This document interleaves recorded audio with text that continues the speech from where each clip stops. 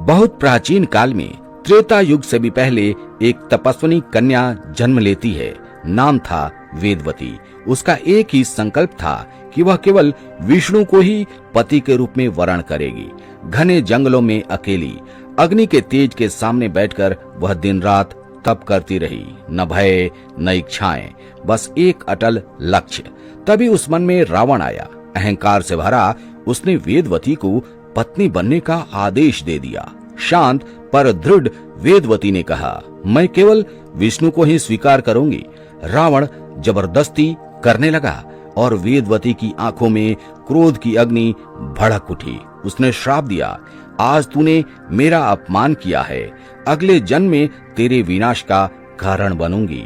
और अग्नि में प्रविष्ट हो गई, पर मरी नहीं। उसकी आत्मा आकाश में विलीन होकर प्रतिशोध की प्रतिज्ञा बन गई। सदियों बाद मिथिला में हल चलाते हुए राजा जनक ने धरती के भीतर से एक दिव्य बालिका को पाया। वह तप की ऊर्जा, वही तेज वेदवती अब सीता के रूप में लौट चुकी थी।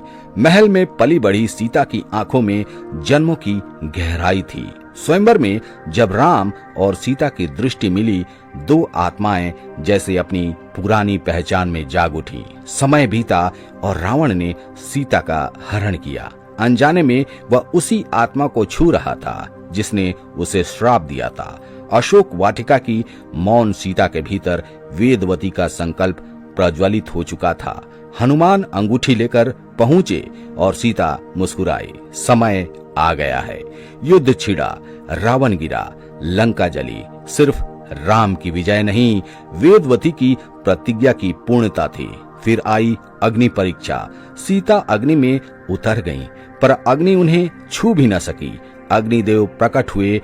यह केवल सीता नहीं, ये वही वेदवती है जिसने रावण के अंत का व्रत लिया था। उसी क्षण वेदवती की आत्मा सीता से अलग होकर स्वर्ग की ओर उठ गई। व्रत पूर्ण हुआ, कर्म समाप्त हुआ और उसे अंतिम मुक्ति प्राप्त हो गई।